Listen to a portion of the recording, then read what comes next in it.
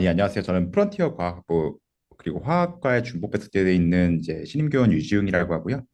오늘 제가 준비한 거는 사실 사람을 위한 LLM 기반 지식 가공과 시각화라고 타이틀을 붙였는데, 예, 저도 AI를 연구에 쓰기는 하지만 이렇게 연구를 하기 위한 프레임워크 내에서 쓰는 거는 거의 잘 하지는 않거든요. 코드 만들 때나 좀 많이 쓰는데, 예, 그래서 오늘 이걸 준비하면서 제가 한 두 가지 정도 기능을 써봤어요. 근데 되게 만족스러워가지고, 예, 여기서 혹시 잘 보시고 따라하실 수 있는 분은 같이 해보셨으면 좋을 것 같습니다.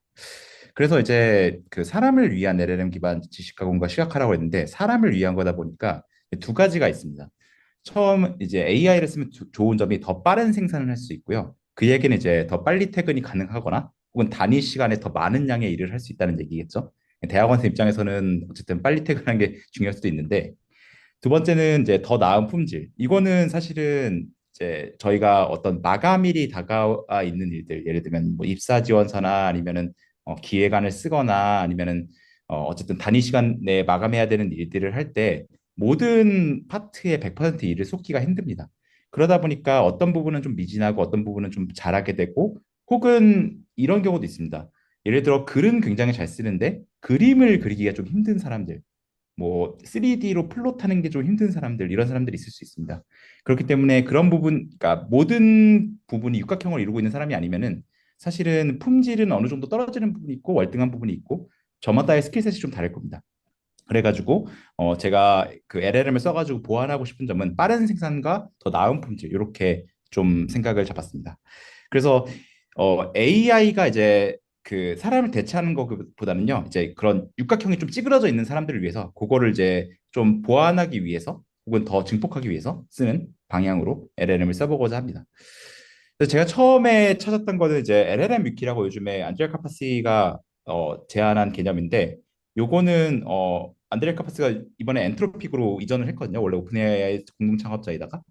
그러다 보니까 이제 그 굉장히 엔트로픽스러운 일을 했는데, 그 저희가 이제 레그라고 하면은 보통은 이제 어떤 대답을 LLM이 하기 위해서 외부에서 소스를 찾습니다.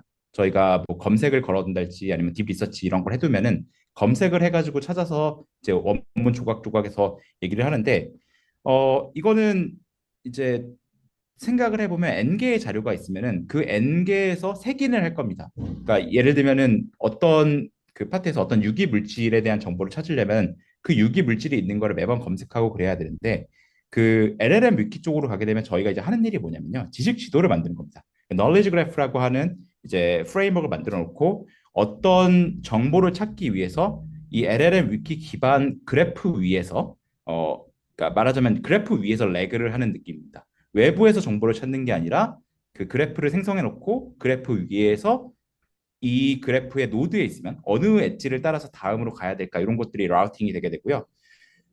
딱 보이는 장점은 이제 한 번만 인덱싱을 해놓으면, 그러니까 어떤 이제 그래프가 있었을 때 거기에다가 노드 하나를 추가를 한다고 했으면 그 노드가 existing 그래프랑 어디랑 연결돼 있고 어소시에이션이 어떻게 되는지, 그리고 뭐 인과관계는 뭐 어떻게 되는지, 이런 것들을 이제 저희가 이제 폴리시를 정해서 주면은 이제 그거를 따라 가지고 이 existing 그래프 위에 어떤 노드들과 연결성을 가지게 됩니다. 그래서 이제 한 번만 이제 LLM이 일을 하게 되면 되고요.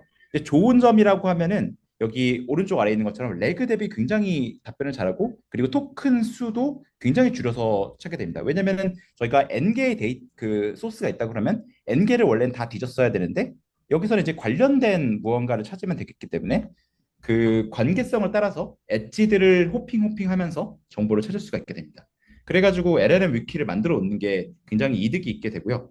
그리고 또 하나는 예를 들면은 저희가 뭐 그 1600년대부터 1700년대까지의 자료 조사를 한다. 아니면 최근 몇 년 사이에 나왔던 어떤 그 일련의 페이퍼들의 프레임워크 내에 있는 어떤 시간적인 관계가 있는 거를 찾는다라고 했을 때, 그걸 찾기 위해서 그 기존의 레그 방식은 그 모든 걸 뒤져가지고 1600, 1700년대 아니면 최근 몇 년 동안에 그걸 찾았어야 되는데, 여기서는 저희가 시간 스코프카라는 어떤 폴리시를 주게 되면은 그 위에서만 잘 색인된 자료들을 찾기만 하면 되기 때문에 더 효과적으로 효율적으로 찾을 수 있게 됩니다.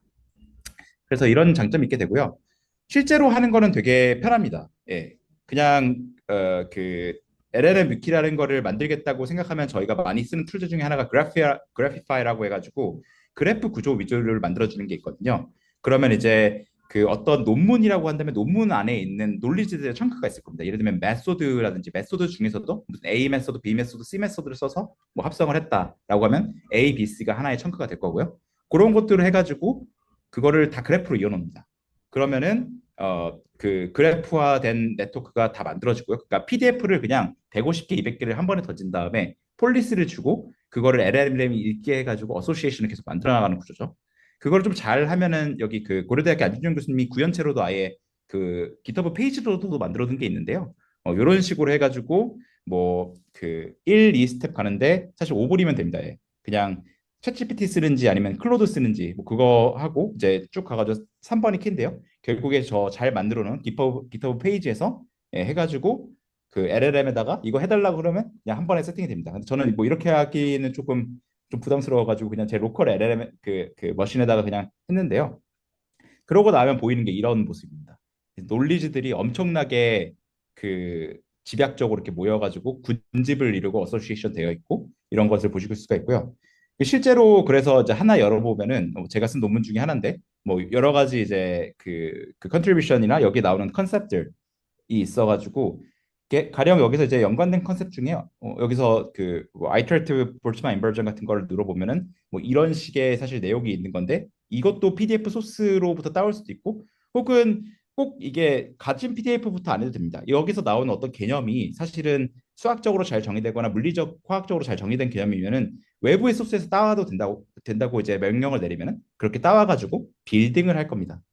그렇기 때문에 이렇게 해놓으면은 사실은 그 뭐 새로운 대학원생이 왔을 때 우리 랩만의 LLM 위키를 만들어가지고 여기 이제 온보딩 할 때 이거 한번 읽고 와 하면은 이제 LLM 위키를 따라서 따라 읽고 그러면 우리 연구실에 들어올 준비가 딱 끝나는 거죠. 그래서 요거를 하나 만들어 놓으면 되게 이득이 많다고 할 수 있겠습니다. 두 번째로 이제 시각화로 넘어가겠습니다. 시각화는 사실 개인마다 미적 감각이 좀 달라요. 그래가지고 그 누구는 이걸 잘 그렸다고 할 수도 있고 누구는 이걸 못 그렸다고 할 수도 있고 되게 다양한 그 방식으로 평가를 할 수 있고 내가 그리면 또 이렇게 그릴 수 있을 것 같고 누가 그리면 또 이렇게 그릴 수 있을 것 같고 이 사람마다 좀 스타일이 다릅니다. 그래가지고 요게 잘 그렸는지 못 그렸는지를 하려면 사실은 안목이 높아져야 되는데 보통 이제 어린애들을 가지고 안목을 높이려 그러면 이제 박물관에 가야 된다 뭐 이런 얘기를 하고 미술관 보내고 이러는데 그 얘기가 무슨 얘기냐면 좋은 스타일들을 많이 보면은 사실은 그게 어떤 내 안에 레퍼런스가 돼가지고 그걸 참조하면서 좀 더 임프로브가 가능한데 그러다 보니까 그런 거를 하려는 목적 중에 하나로 LLM 위에서 사람들이 이제 폴리싱을 하거나 아니면 데이터를 생성하는 그런 프레임워크들의 스킬들이 잘 구성되어 있습니다. 이거는 스케일을 뭐 코덱스에서 할 수도 있고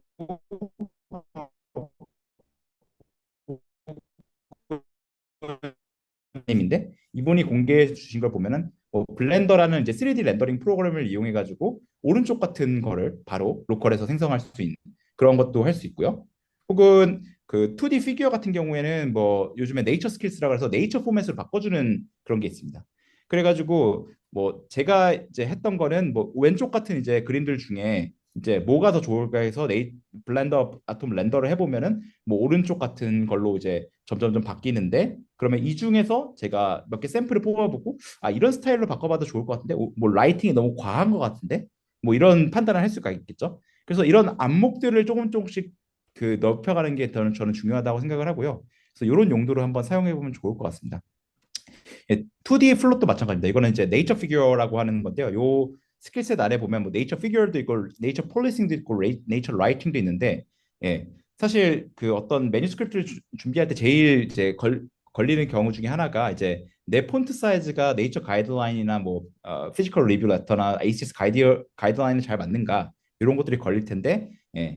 그런 것들이 지금 존재하는지 모르겠지만 일단 네이처는 있거든요. 이것도 스타가 한 4천 개 정도 달린 유명한 GitHub 페이지인데 그래서 왼쪽 같은 그 플롯을 하는 코드가 있으면 그거를 얘한테 죽여주고 이 plot.py라는 파일을 네이처의 가이드라인에 맞고 네이처스럽게 바꿔줘 하면은 오른쪽 같이 바뀌는데 잘 보시면은 그리드 라인이 사라졌어요. 왜 그런지 모르겠지만 라지 랭귀지 모델들은 그리드 라인을 되게 좋아합니다. 그리고 사각형의 엑시스의 오른쪽과 위쪽이 다 원래는 막혀 있었는데 오른쪽처럼 뚫려 있어요.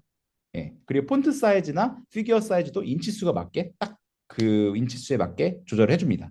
그래서 이런 걸 보면은 가이드라인에 맞게 빨리 샘플을 보고 굳이 이걸 바로 사용하지 않더라도 이 스타일로 고쳐야겠다 하고 이제 마음을 먹게 되면은 거기서 좀 더 인간이 폴리싱을 하면 생산성도 빠르고 품질도 보장이 되는 그런 쪽으로 라우팅 할 수 있겠죠.